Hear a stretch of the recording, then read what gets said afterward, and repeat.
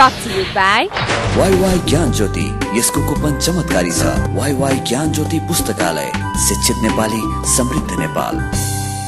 Life is so sleek in my kitchen. अब life करा enjoy. Authorized distributor for Nepal, Kitchen Concepts Private Limited. Breeze Cement, solid technology ले बन्छ solid cement.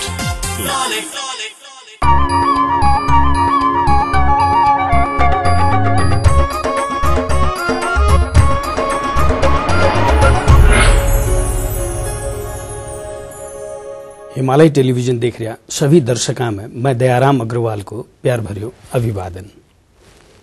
आप सभी को चाहे तो हर शनिवार 10:15 बजे आनियो यो कार्यक्रम आपनो नेपाल आपनो गौरव में आप सबको स्वागत है। आओ कार्यक्रम में आगे बढ़ा आपकी पंक्तियां से। आपकी पंक्तियां। सुख भी बहुत है, परेशानियां भी बहुत है, जिंदगी में लाभ है तो हानियां भी बहुत है।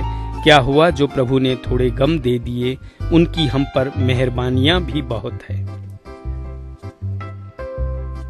आप लोग भी पंक्तियां लिख कर भेज सको हो। आपनो nepal@himalaytv.com पर ईमेल करो। आपको नाम, ठिकानों और एक पासपोर्ट साइज की फोटो जरूर भेजियो। मैं लोग प्रयास करांगा हर एपिसोड में कुछ न कुछ पंक्तियां दिखाई जाए।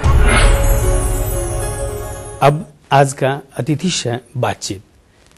आज अपनो सौभाग्य है कि फिर से एक बार आर्ट ऑफ लिविंग का जन्मदाता श्री श्री रविशंकर जी अपना अतिथि है। श्री श्री जी को कार्यक्रम में स्वागत करने से पहले आओ देखा पिछली बार की बातचीत की कुछ झलक। गुरुजी, ये कुछ लोगों का मत है कि आर्ट ऑफ डाइंग आप पहले अगर सीख लेंगे देन आर्ट ऑफ लिविंग जो है वो सीखने में आसानी होगी। आप क्या कहना? देखिए, शब्दों का जाल है सिर्फ। आर्ट ऑफ डाइंग क्या है? जो हर क्षण मरता है हर क्षण जीता है। वर्तमान क्षण में जीने की बात है ना। लोग वैसे ही मर रहे हैं, हाय तौबा मची रहा है। तो जगह जगह लोग ये कोई ना कोई चीज को लेके मारपीट हो रही है। हमें आर्ट ऑफ डाइंग सिखाने की कोई जरूरत नहीं है। बहुत से सुसाइड बॉम्बर्स है दुनिया में। और अभी क्या जरूरी है, लोगों को कैसे जीवन हाथ में है, कैसे जीवन अच्छे से जीना है, ये सिखाना है। हाँ, आर्ट ऑफ डाइंग तो सिखाने वाले बहुत लोग हैं दुनिया में, और इसी से दुनिया इतना वायलेंस से पीड़ित है। हाँ, धर्म के लिए प्राण त्यागते हैं लोग जिहादी बनके, और जगह जगह अपने स्वार्थ के लिए दूसरों को मारने के लिए तैयार हो जाते हैं। ये सब ठीक नहीं है। और आत्महत्या इतना अधिक बढ़ रही है समाज में। इसमें मुख्य बात यह है कि हमारे भीतर जो शक्ति है उस ऊर्जा को कैसे बढ़ाएं और नेगेटिविटी से हमें कैसे अपने आप को बचाएं। ये है जीवन जीने की कला। तो नेगेटिविटी से बचाने के लिए करना क्या चाहिए इंसान को? वही योग विद्या साधना सीखनी चाहिए, प्राणायाम सीखनी चाहिए, ध्यान के बारे में जानना चाहिए। और ये विजडम है, माने ये ज्ञान, एक ज्ञान को, आत्मज्ञान को जानना जरूरी है। ये सदियों पुरानी जो ज्ञान हमें आए है, मगर इसको एक नए ढंग से अनुभव से जानना है। तो यही हमने आर्ट ऑफ लिविंग में सबको। और एक चीज है, जैसे सांस को बस में किया जा सकता है, आप लोग कहते हो, तो अगर सांस को हम बस में कर सकते हैं तो फिर मन भी बस में हो जाता है। मृत्यु क्यों नहीं अपने बस में? नहीं, सांस को बस में करेंगे तो मन बस में होता है। मन और सांस बस में होता है तो जीवन में एक बहुत बड़ा फर्क आ जाता है, बहुत बड़ा फर्क आ जाता है। लेकिन मृत्यु को, सांस को बस में कर लेने से मृत्यु बस में नहीं होगी, आप ये कहेंगे? ये कह सकते हैं, आयु जरूर बढ़ती है, आयु बढ़ती। मृत्यु को बस में करना क्या है? गलत खाना खा लो तो मृत्यु तुरंत आ जाएगी। खाना, भोजन कैसे करना ठीक से जानोगे, स्वास्थ्य रक्षा करोगे तो मृत्यु बस में। टाइम नहीं गंवाते हुए इना से बातचीत करने को क्रम शुरू करूं हूं कार्यक्रम में। इना को स्वागत करते हुए गुरुदेव, आपका कार्यक्रम में स्वागत है। नमस्कार। गुरुदेव, जीवन क्या है और इसका आधार क्या है? जीवन क्या है ये जानने की जिज्ञासा ही अध्यात्म का नींव है। और इस पथ पर चलने से फिर व्यक्ति का अंतस्तंभ खिलने लगता है, बुद्धि तीक्ष्ण होने लगती है, भाव मधुर होने लगता है और शरीर स्वस्थ बन जाता है। परमात्मा के पास पहुंचने का सबसे सरल उपाय क्या? साधना, सेवा और सत्संग। ये विश्वास रखना परमात्मा में मुझ में है और मेरे साथ है। और अध्यात्म क्या सिर्फ संपन्न व्यक्तियों के लिए है? ना, अध्यात्म सबके लिए है, जो भी सांस लेते हैं उन सबके लिए। लेकिन जैसे जो निम्न वर्ग या निम्न मध्यम वर्ग है वो अपनी पूजा, अपनी साधना तो वो अपने पेट के लिए ही करता रहता है, तो वो बाकी का काम वो कहाँ से कर पाएगा? ना, देखिए, जो कमजोर व्यक्ति है वो थोड़ी देर बैठ के ध्यान करे और मन में ये विश्वास जताए, जो मैं चाहता हूँ वो होके रहेगा, वो मैं करके रहूंगा, तो उसमें संकल्प शक्ति बढ़ती है। संकल्प शक्ति बढ़ने से फिर वो काम करने में बड़ा उत्साह आता है, आत्मगौरव बढ़ता है, स्वावलंबी होने लगते हैं। और काम वासना की परिपूर्ति करते हुए परमात्मा का मिलन संभव है? देखिए, सांसारिक व्यक्ति माने एक वैवाहिक व्यक्ति भी वही पहुंच सकता है जहां एक सन्यासी या ब्रह्मचारी पहुंचना चाहता है।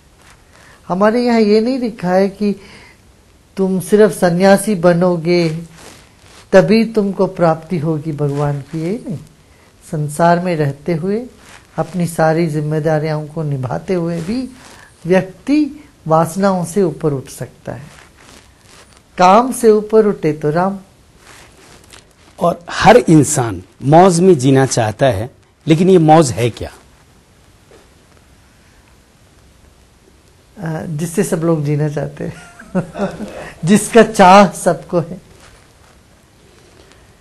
और शास्त्रों में जो मंत्रों के बारे में बताया गया है, जीवन में इसको कितना स्थान देना चाहिए और जीवन को सरल बनाने के लिए सबसे अच्छा मंत्र क्या है? मंत्र जो है मन को तारने वाली जो तत्व है या नौका है, उसी को मंत्र कहते हैं। हम अपने मन में इतने उलझे रहते हैं, मन से इतने परेशान रहते हैं, तरह तरह की विचारें आती हैं, इतने सारे नकारात्मक विचारें आ जाती हैं, मनुष्य तंग हो जाता है। अपने मन से या व्यक्ति ज्यादा तंग होता है। तो मंत्र वही है जो इससे उनको तार दे। और मंत्र तो बहुत हैं शास्त्रों के हिसाब से, जो जिनको पसंद है, जो गुरुजनों से या परंपरागत आया, वो मंत्र लेके वो करें। और मंत्र को भी ऐसे एक युक्ति के साथ करना चाहिए। एक समय आता है मंत्र छूट जाता है, फिर समाधि लग जाती है, ये होनी चाहिए। अभाव के कारण होने वाले दुखों को और स्वभाव के कारण होने वाले दुखों को दूर करने के उपाय क्या हो सकते हैं? किसी प्रभाव में नहीं आना, अपने स्वभाव में बने रहना। अभाव से दुख आता है या किसी प्रभाव से आता है, मगर जब हम अपने स्वभाव में टिक जाते हैं तो हम इससे पार हो जाते हैं। तो लेकिन स्वभाव से जो दुख आदमी पालता है इंसान, उसको दूर कैसे किया जाए? देखिए, अपना सच्चे स्वभाव में दुख नहीं है, निज स्वभाव में दुख नहीं है। आप ये कहना चाहते हैं कि जो स्वभाव दिखता है वो होता नहीं है? वो है ही नहीं, वो अपना स्वभाव ही नहीं है। ऐसा लगता मुझ में दुख है, थोड़ा गहराई में जाइए। हम तो चेतन शक्ति है, प्रकाश है, जहाँ प्रकाश है वहाँ अंधेरा नहीं। अच्छा, ये दुख से दूर होने के उपाय तो ये सब है, योग है, प्राणायाम है, ध्यान है। ये सब करने से फिर आदमी अपने आप को संभाल लेता है। लेकिन आजकल एक चीज ये भी देखा जाता है, जो आपने अभी कहा, योग है, प्राणायाम है, ध्यान है, ये एक गहरी अनुभूति करने की चीज है, लेकिन आज के दिन में इसको मार्केटिंग टूल्स के रूप में प्रयोग हो रहा है। क्या ये सही है? हाँ, ये सही बात है कि कुछ लोग इसको व्यापार बनाते हैं, धंधा बनाते हैं अपना निजी स्वार्थ के लिए। वो उचित नहीं है, मगर व्यापार भी कोई बुरी चीज नहीं है।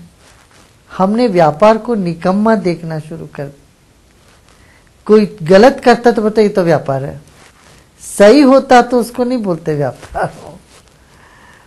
और जनता तक किसी भी बात को पहुंचाने के लिए साधन की जरूरत पड़ती है, टेलीविजन की जरूरत पड़ती है, माध्यम की जरूरत पड़ती है, फिर इंस्ट्रक्टर्स की जरूरत पड़ती है, जगह की जरूरत पड़ती है। तो इस दृष्टिकोण से देखा जाए तो कुछ अर्थ व्यवस्था धर्म के साथ हमेशा जुड़ा हुआ है। आप मंदिर में जाते हैं तो उधर भी कुछ दक्षिणा चढ़ाते हैं, फूल माला खरीद के ले जाते हैं, कुछ तो खर्चा होता है। अब आप ले रहे हैं एक छोटो सो ब्रेक, लेकिन ब्रेक में जाने से पहले यह हफ्ता को दर्शक प्रश्न एक बार। यो हप्ताको दर्शक प्रश्न। दोस्रो संविधान सभाको पहिलो बैठकको अध्यक्षता कसले गरेका थिए? Option A Subhash Chandra Nembang, option B Kamal Thapa, option C Suryabahadur Thapa र अप्सन डी सुनिल कुमार थापा। दिएका अप्सनहरू मध्ये एन टाइप गरी स्पेस दिनुहोस् र ए बी सी वा डी मध्ये कुनै एक टाइप गरी 4004 मा एसएमएस गर्नुहोस् र विजेता भई पाउनुहोस् आकर्षक उपहार। प्रत्येक हप्ता 5 जनालाई वाइवाई को गिफ्ट ह्याम्पर। ब्लूबर्ड मल त्रिपुसमा रहेको तर्बन तड्का रेस्टुरेन्टका तर्फबाट सेट मेनु थाली प्रत्येक हप्ता 2 जनालाई। ग्रीन लाइनको स्टीम आइरन प्रत्येक हप्ता 1 जनालाई। Colours mobile x factor star प्रत्येक 2 हप्तामा 1 जनालाई। प्रत्येक महिना सीजी को मिक्सर ग्राइन्डर 1 जनालाई। विजेताको नाम आउँदो शनिबार बिहान 10:15 बजे आफ्नो नेपाल आफ्नो गौरवमा घोषणा गरिनेछ। Brought to you by WaiWai ज्ञान ज्योति, यसको कुपन चमत्कारी छ। वाईवाई ज्ञान ज्योति पुस्तकालय, शिक्षित नेपाली समृद्ध Nepal. Life is so sleek in my kitchen. अब लाइफ करा enjoy. Authorized distributor for Nepal, Kitchen Concepts Private Limited. Bridge cement, solid टेक्नोलॉजीले बन्छ सॉलिड सिमेन्ट। ब्रेक के बाद आप सबको फिर से स्वागत है। अभी आप बातचीत कर रहे हैं आध्यात्मिक गुरु आर्ट ऑफ लिविंग का जन्मदाता श्री श्री रविशंकर जी से। आओ उन बातचीत ने फिर से आगे बढ़ा। गुरुदेव, आपने कहीं कहा है सुखी से मित्रता करो, दुखी को दया करो। मित्रता नहीं, लेकिन दुखी को के प्रति दया का भाव अगर आता है तो वो इंसान के अंदर अहम या मैं का भाव जन्म नहीं लेगा? देखिए, मैं का भाव तो रहता ही है, तो उस मैं के भाव से ऊपर उठने के लिए तो सेवा साधना सत्संग। अच्छी कंपनी में हो तो वो मैंपन जो है वो उसमें सबको ही समेट जाते हैं, सबको लेके चलते हैं। तो इसलिए मुख्य बात यह है कि जीवन में प्रसन्नता बनाए रखो।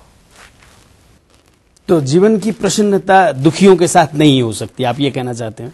नहीं, दुखियों की सेवा करो।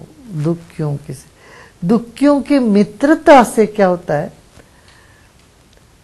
वो दुख उनका कम नहीं होता और अपना उसमें कोई उनको सहयोग नहीं कर पाते हैं दुख कम होने के लिए।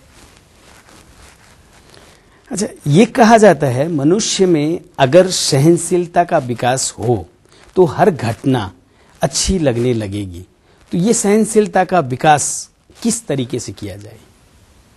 मैं फिर से वही बात कहूंगा कि ध्यान करने से सहनशीलता बढ़ती है, जीवन को विशाल दृष्टिकोण से देखने से सहनशीलता बढ़ती है, और सद्ग्रंथों की जो अध्ययन जो है, जैसे योग वशिष्ठ है, अष्टावक्र गीता, इस तरह से वेदांत के ज्ञान को हम जीवन में लागू करते हैं, पढ़ते रहते हैं, सुनते रहते हैं, इसमें परिवर्तन आता है। हम धर्म के नाम से इतने ज्यादा कर्मकांड में उलझ जाते हैं। आप पतीले पतीले दूध ले जाके शंकर जी पर चढ़ाते, शंकर जी तो ये तो नहीं चाहते। ठीक है, विधि विधान है, थोड़ा सा दूध चढ़ाओ, आधा कप, और वो चरणामृत आता है उसको स्वीकार करो, उसको गटर में बहने देते हैं।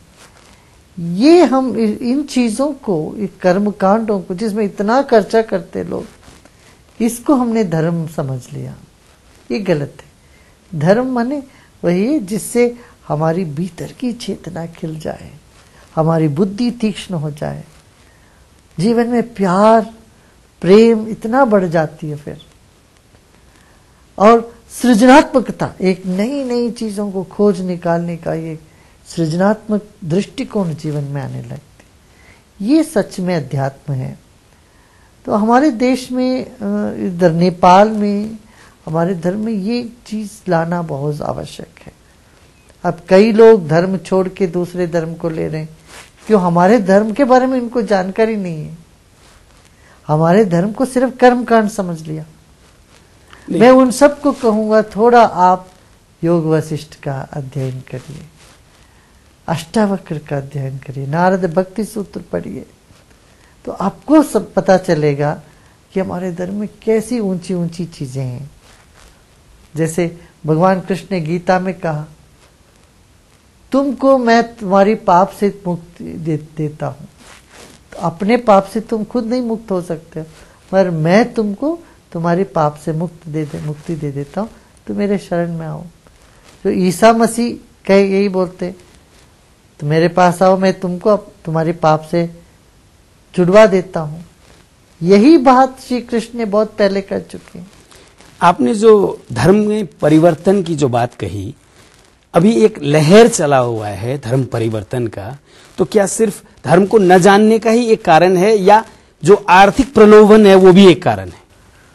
ये आप अच्छे से जानते हैं, आर्थिक प्रलोभन से नहीं होना चाहिए ऐसे काम। आर्थिक प्रलोभन दो, या ये बताओ तुम्हारा धर्म नीचा है मेरा धर्म ऊंचा करके जो प्रचार करके करते हैं, इसको कतई नहीं होने देना चाहिए। ताकि नेपाल की अपनी पहचान है, यहाँ सनातन धर्म है, हजारों सालों से चला आ रहा है, ये एक पद्धति है।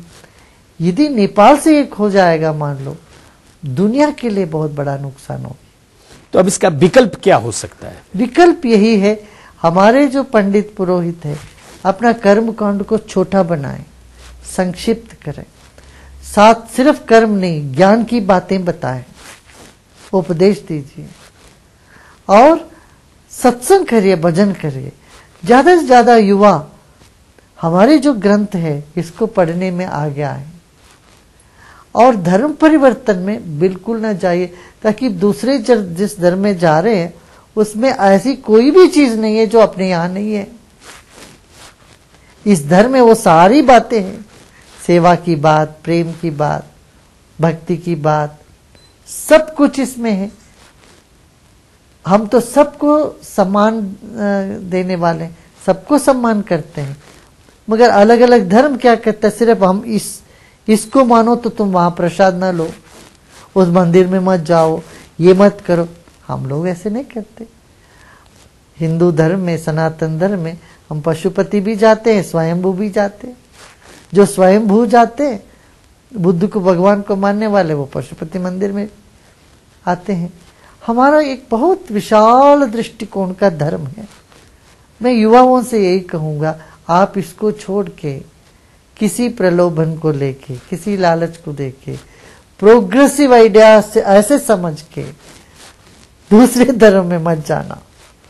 लेकिन आपने जो कहा कि हमारे धर्म में सब समा सकते हैं, फिर भी हमारे कई मंदिरों में हिंदुओं के लिए सिर्फ प्रवेश, तो ये तो सही नहीं हुआ ना फिर? हाँ, वही तो हमारे धर्म में बहुत सारी चीजें परिवर्तन लाना है हमको, वो आज के युवा लेके आएंगे। देखिए, अपने घर के अंदर कुछ कचरा है तो घर छोड़ के नहीं भागेंगे हम। घर में कचरा हो तो सफाई करना हमारा कर्तव्य है। हम ये तो नहीं कह रहे घर गंदा है चलो दूसरे घर के घर में घुस जाएं। वो दूसरे घर में जाएंगे तो भी वहां हमको ज्यादा दिन चैन नहीं मिलने वाला है, लौट के आना ही है। हाँ, कुछ बेचैन हो जाएंगे। क्यों? हमारे पूर्वज, हमारे दादा परदादा, उनके दादा, इनकी आत्माओं को हम दुख पहुंचा रहे हैं जब हम अपना धर्म छोड़ेंगे तो। इसलिए अपने पूर्वजों को सम्मान रखते हुए कोई भी अपने धर्म को नहीं छोड़ना चाहिए, बल्कि सभी धर्मों को सम्मान करना चाहिए। आपका कहना है संसार में परिवर्तन अवश्यंभावी है। अपनी परंपरागत संस्कृति, मूल्य और मान्यताओं को इंटैक्ट रखते हुए राजनीतिक परिवर्तन होना चाहिए, लेकिन आमतौर पर यह देखा जाता है कि परिवर्तनकारी जो शक्तियां हैं वो सबसे पहला अटैक संस्कृति पे ही करती है, परंपरागत संस्कृति पे। अगर हम नेपाल का उदाहरण लें तो हम भी परिवर्तन के दौर से गुजर रहे हैं और यहां भी वही हो रहा है। तो इसको कैसे रोका जा सकता है? आप जैसे मीडिया में लोग इसकी बात उठाएं और जनता में जन जागृति हो और स्वाभिमान। देखिए, एक संस्कृति माने एक व्यक्ति का स्वाभिमान है। जब स्वाभिमान छीन लिया जाता है फिर गुलामी, जो एक गुलामियत आ जाती है, आदमी फिर गुलाम हो जाता है। तो इसलिए व्यक्ति में ये हम शिक्षा से लेकर के ये सिखाना जरूरी है। राजनीति में भी ये बात रखनी जरूरी है। हमें अपनी संस्कृति को सम्मान देना चाहिए, उसकी संरक्षण करना चाहिए और राजनेताओं का इसमें बहुत बड़ा रोल रहेगा। यदि आज की राजनेता संस्कृति को रक्षा नहीं करेंगे, आने वाली पीढ़ी बाद में उनको माफ नहीं कर सकती। फिर ले वहां एक छोटो सो ब्रेक, लेकिन ब्रेक में जाने से पहले भूली बिसरी याद और बधाइयां को सेगमेंट।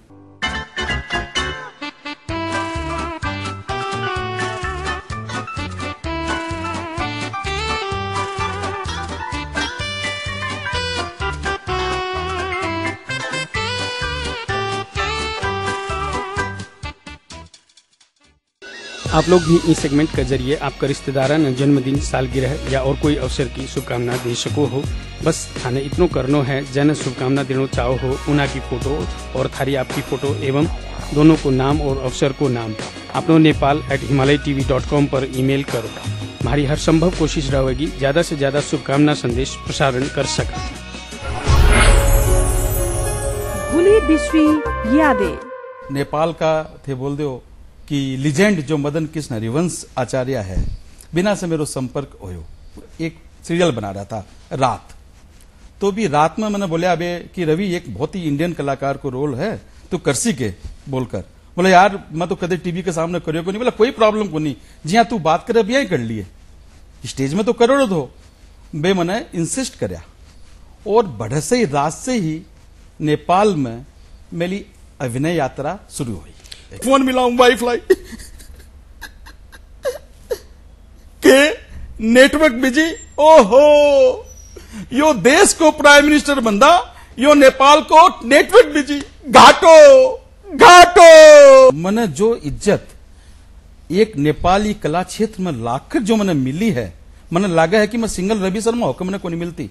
आज मैं दुनिया का कोई भी कोना में जाऊं, वो जठा नेपाली कम्युनिकेशन है, कम्युनिटी रवा है बैठा आपने।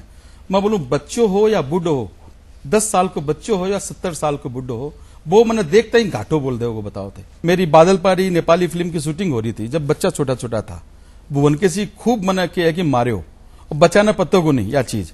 तो बी टाइम पर बच्चा शूटिंग का बीच में ही मेरे भाग का आ गया, मेरे पापा को मत मारो, मेरे पापा को मत मारो, मेरे पापा को बहुत मत मारो बोलकर। बस अनबुझ था वे। जब बाद में मैंने पत्तो चालो कि अरे ये तो एक्टिंग है, तो ये बार भी आंसर है।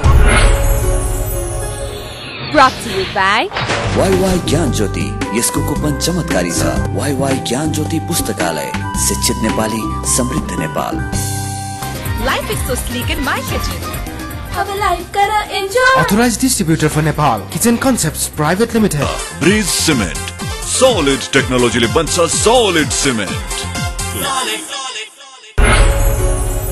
ब्रेक के बाद आप सबको फिर से स्वागत है।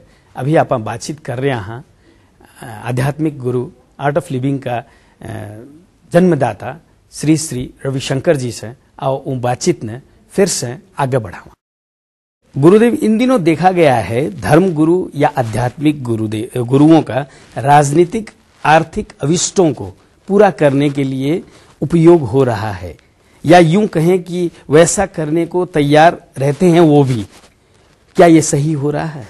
देखिए, सब तरह के लोग दुनिया में हर क्षेत्र में हैं हर क्षेत्र में अच्छे लोग हैं, हर क्षेत्र में उस क्षेत्र की गलत फायदा उठाने वाले लोग भी हैं।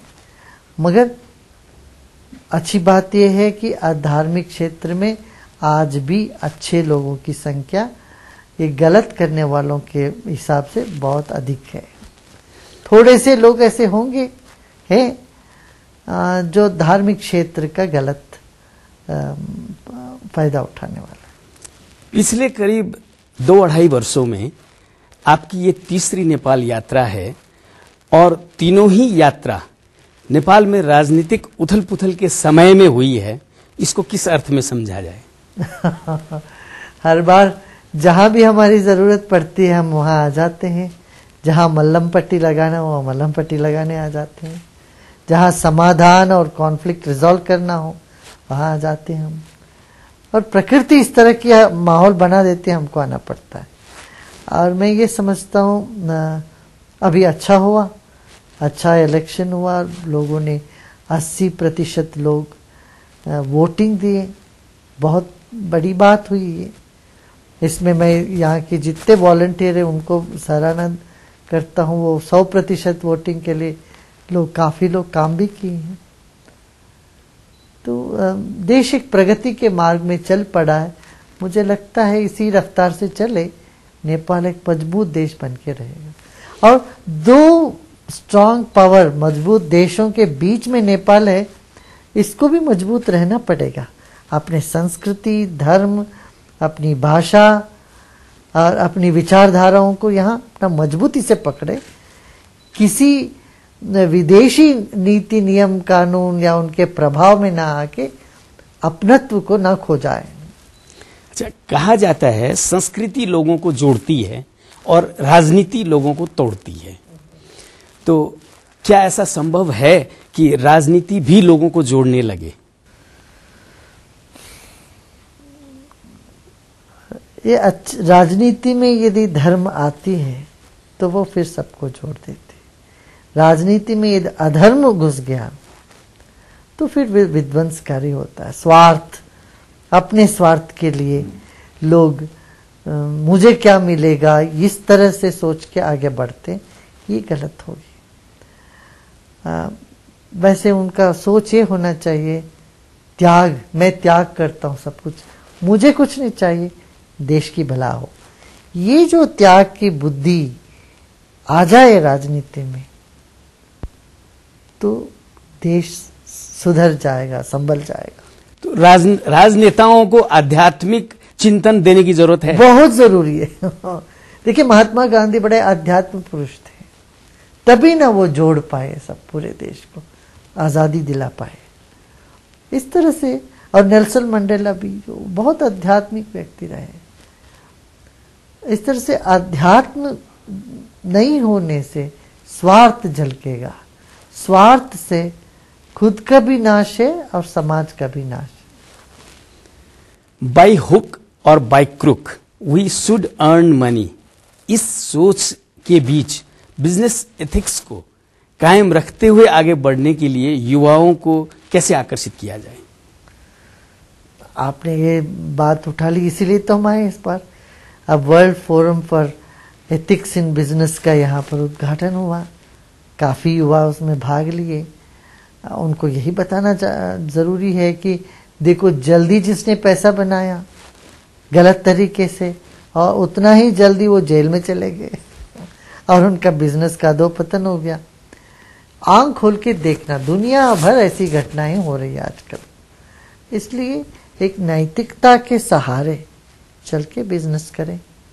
लेकिन एक चीज ये भी है, जैसे स्पेशली डेवलपिंग कंट्रीज में जो युवा बिजनेस एथिक्स में लगते हुए आगे बढ़ना चाहते हैं, उनको ब्यूरोक्रेसी में जो करप्शन है वो मजबूर करता है कि एथिक्स से बाहर आए। ये सच बात है, करप्शन एक बहुत बड़ी बीमारी है दुनिया भर में। मगर आज की युवा हिम्मत करके करप्शन के लड़ने के लिए तैयार हो गए और हम सभी लोग उस काम में लगे हुए हैं। करप्शन को दूर करो, भ्रष्टाचार दूर करने के लिए, उसके लिए सबका सहयोग चाहिए। आम आदमी, आम जनता आगे बढ़े, धर्मगुरु लोग आगे बढ़े, फिर उद्योगपति आगे बढ़े, फिर राजनेता आगे बढ़े, और साथ में मीडिया, ये पांचों लोग मिलके हम भ्रष्टाचार को दूर कर सकते हैं। एथिकल और मोरल वैल्यूज को कायम रखने में महिलाओं का कितना हाथ होता है? महिला बहुत शक्तिशाली है, बहुत पावरफुली इन्फ्लुएंस कर सकती है। मैं ये इसलिए कह रहा हूं, महिलाओं का नाम मैंने इसलिए लिया, नॉर्मली ये देखा जाता है पति पत्नी या कोई भी रिलेशन, पार्टनर्स रिलेशन में जहां तक देखा जाता है कि महिला पुरुष को एथिक्स से बाहर जाने में मजबूर कर देती है, मैं तो हाई डिमांडिंग के कारण से। ना, मैं तो ऐसा नहीं मानता हूँ। महिला जब वो अवेयर होती है तो वो जरूर रोक भी लगाती है, बोले जितना है उतना काफी है, आप क्यों परेशान होते, करके अपने पति को या बेटे को वो ये अच्छी दिशा भी दे सकती है। इसलिए महिलाएं एक विशाल दृष्टिकोण अपनाएं, देश के लिए चिंता करें और संस्कृति को बचाने के लिए काम करें, बहुत कामयाबी होंगी। ठीक है, जैसे प्रॉफिट एंड लॉस अकाउंट में लास्ट बैलेंस को कैरी फॉरवर्ड किया जाता है, वैसे ही जीवन में अच्छे और बुरे कर्म में भी यही होता है, या दोनों का भोग भोगना पड़ता है? या कुछ कर्म ऐसे हैं जिसका भोग के ही खत्म करना पड़ता है, कुछ कर्म को हम साधना के द्वारा, सेवा के जरिए निष्कासित भी कर सकते हैं। और एक अंतिम प्रश्न आपसे, आप लोग कहते हैं परमात्मा है, क्या आपको खुद परमात्मा का अनुभूति हुआ? नहीं तो हम बोलते क्या को, सिर्फ पोथी पढ़ पढ़ के, किसी से सुन सुन के बोलने वाले नहीं है हम। तो वैज्ञानिक दृष्टिकोण जिसको होता है वो अनुभव के बिना कुछ बातें करते ही नहीं। अगर अनुभूति हो जाए उसके बाद सिर्फ करुणा रह जाती है या क्रोध भी साथ साथ चलता है? क्योंकि साइंस कहता है जहां पॉजिटिव एनर्जी होगी वहां नेगेटिव भी होगी।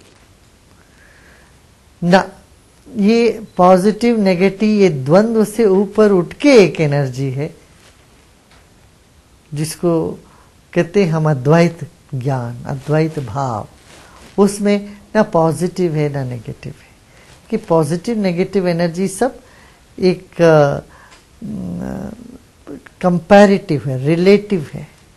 रिलेटिविटी से ऊपर उठते हैं, वही सत्य की बात होती है। तो गुरुदेव, आप हमारे इस कार्यक्रम में आए, इसके लिए मैं बहुत आभारी हूं आपका। नमस्कार। दर्शक वृंद, अभी आप लोग सुनिया गुरुदेव श्री श्री रविशंकर जी से हुई बातचीत, और इना की जो बातें थी इन पर जरूर से आप लोग गौर करोगा। इतनों कहते हुए अब जाते जाते पिछले हफ्ते पूछे गए दर्शक प्रश्न को जवाब, उनका विजेता को नाम और इन हफ्ते को दर्शक प्रश्न फिर से एक बार। गत हप्ता सोधिएको प्रश्न, यी मध्ये कुन जनावर मानव जातिको वफादार मानिन्छ? अप्सन ए घोडा, अप्सन बी सिंह, अप्सन सी कुकुर, अप्सन डी बाँदर। यसको सही उत्तर हो अप्सन सी कुकुर। दर्शक प्रश्नको भाग्यशाली विजेता भई वाईवाई को गिफ्ट ह्याम्पर पाउन सफल 5 SMS कर्ता हुनुहुन्छ 98 44 21 58 14 98 41 79 36 95 98 14 086 142 98 41 21 51 85 98 41 51 70 68। तर्बन तड्का रेस्टुरेन्टको कुपन पाउन सफल हुनुभएको छ 98 41 82 16 97 98 5 10 054 55। ग्रीन लाइन को स्टीम आइरन पाउन सफल हुनुभएको छ 98 41 42 18 13। बधाई छ, विजेताले आफ्नो परिचय खुल्ने प्रमाण सहित 1 हप्ताभित्र हिमालय टेलिभिजनको कार्यालय मध्य बानेश्वर काठमाडौँमा सम्पर्क राख्नुहोला। मोबाइल नम्बर 98 498 23 804 मा पनि सम्पर्क गर्न सक्नुहुनेछ। यो हप्ताको दर्शक प्रश्न। दोस्रो संविधान सभाको पहिलो बैठकको अध्यक्षता कसले गरेका थिए? Option A Subhash Chandra Nembang, option B Kamal Thapa, option C Surya Bahadur Thapa र अप्सन डी सुनिल कुमार थापा। दिएका अप्सनहरू मध्ये एन टाइप गरी स्पेस दिनुहोस् र एबीसी वा डी मध्ये कुनै एक टाइप गरी 4004 मा एसएमएस गर्नुहोस् र विजेता भई पाउनुहोस् आकर्षक उपहार। प्रत्येक हप्ता 5 जनालाई वाइवाई को गिफ्ट ह्याम्पर। ब्लूबर्ड मल त्रिपुरामा रहेको तर्बन तड्का रेस्टुरेन्टका तर्फबाट सेट मेनु थाली प्रत्येक हप्ता 2 जनालाई। ग्रीन लाइनको स्टिम आइरन प्रत्येक हप्ता 1 जनालाई। Colours mobile x factor star प्रत्येक 2 हप्तामा 1 जनालाई। प्रत्येक महिना सीजी को मिक्सर ग्राइन्डर 1 जनालाई। विजेताको नाम आउँदो शनिबार बिहान 10:15 बजे आफ्नो नेपाल आफ्नो गौरवमा घोषणा गरिनेछ। आज के लिए यो कार्यक्रम इतना ही। अगले शनिवार फिर नई सामग्रियां के साथ उपस्थित रहूंगा। तब तक के लिए मन भी इजाजत दो। और इन कार्यक्रम के बारे में आपकी कोई भी सलाह सुझाव प्रतिक्रिया हो है तो मेरे से टेलीफोन संपर्क कर सको हो 98 498 23 804 में, या ईमेल संपर्क कर सको हो आपनो nepal@himalayatv.com पर। और अब आप फेसबुक संजाल में भी हाँ आपनो नेपाल पेज में जाकर के सारी जानकारी ले सको हो। और पुराना एपिसोड देखने के लिए YouTube में लॉग ऑन कर सको हो। और अब आप ट्विटर में भी हाँ आप लोग माने ट्विटर में भी फॉलो कर सको हो। नमस्कार।